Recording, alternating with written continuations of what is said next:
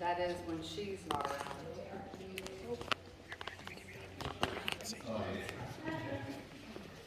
Please don't think I'm rude, but I'm going to keep to my word. There are seats for anybody who would want to. She doesn't want me to remove them, and I don't know why. I mean, it's not like they ever got much use, even when they were new. Nobody around here bought into high-end entertainment. Why? They'd spend every last nickel on that low-brow vaudeville entertainment. But to get them to see fine opera or a lecture, they just didn't go for that around here. And you know, he tried. He kept the prices very low and brought in all kinds of entertainment. But no, they just wouldn't buy into it. Did you hear that? Mm-hmm. It is an old building, and it does make some very strange noises. Oh, I'm just glad they took the curtain down. It moved. I know what you're thinking, but when the wind blows something, you can tell. I'm no fool. This was different. It would open right at the edges, in the middle, as if an actor were coming out to take a bow. But that has nothing on the lights.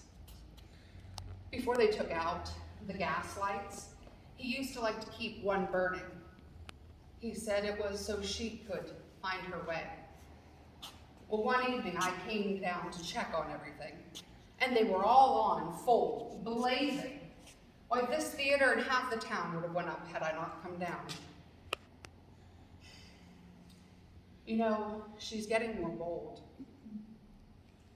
I've started to smell her. She wore this really fancy perfume. It smelled like lilacs. Just last night, I smelled her just about where you are right now. She's not happy lately. The truth is, she hasn't been happy in a very long time. This all started when they tried to revive the theater. Back in '94, they were trying to think of different acts that they could bring in that maybe the people would take interest and come back for. So they heard that there was an opera singer to perform in Pittsburgh. They sent a wire and found out that Miss Anastasia was going to be performing in Pittsburgh, then in Oil City, and finally in Erie. She almost had to go smack dab through the middle of Brookville. So the ladies, they engaged her, and they got her to agree to come perform at our theater. She was an honest to gosh, real Italian opera star. Oh, that was probably in about April. And it was such a cold, wet month. The day that she arrived, there was quite a to-do. I mean, the Burgess came down, and half the town was there to see her arrival. The ladies, they took her to the American Hotel, and they got her checked in, and they made sure that she had all the things that she desired. They brought her fresh fruit and honey, anything she wanted, it was hers. Oh, and the stove, they made sure it was nice and hot, just the way she liked it. And from what I hear, she liked it plenty hot. Well, that night that she came down for her performance, oh, she was beautiful. She looked like an angel. She had this fancy European dress. It was all white with a long train and no shoulders. I tried to talk her into wearing a wrap, given that it's always so cold in the theater, and a cold month on top of that. But she wouldn't hear of it. She said that her music would keep her warm. Miss Anastasia took center stage, and as the curtains opened, you could see the look of disappointment on her beautiful face, because there weren't but 50 people here to see her perform. But no matter, She performed as though she were performing for the crowned heads of Europe. It was absolutely beautiful. At intermission, I went to check on her to see if she needed anything. And her lips were blue. Her fingers, too. I touched her skin. It was like ice. She could have stopped right then. We would have all understood.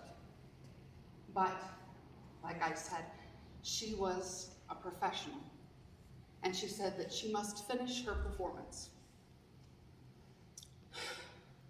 The last song that she sang was an aria, and she sang it in Italian. Oh, it was so beautiful. It moved me to tears. When she left the stage and walked up to her hotel room, I heard her begin to cough. She walked into her room, and she never walked back out. You see, she caught a cold, and it moved very quickly to pneumonia, and she died within 5 days. They prepared her body, and they sent it back to Italy, to her home. Some say that her spirit remains here, and that on occasion, you may just hear her last aria.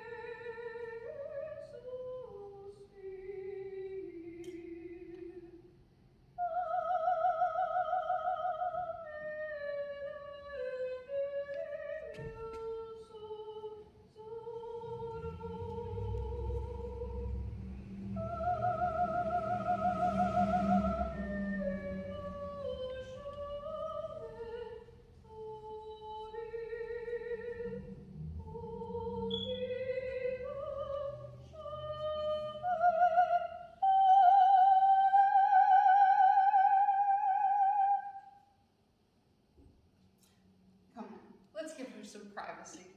I do thank you all for coming tonight.